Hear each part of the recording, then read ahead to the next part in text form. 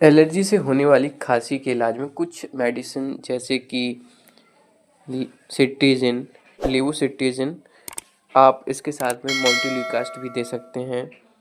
Allegra, क्लोरफेनिरामिन मैलिट या diphenhydramine एक एंटीस्टमिक drug होती हैं जो आप मेडिसिन होती हैं जो आप इसे खांसी में दे सकते हैं।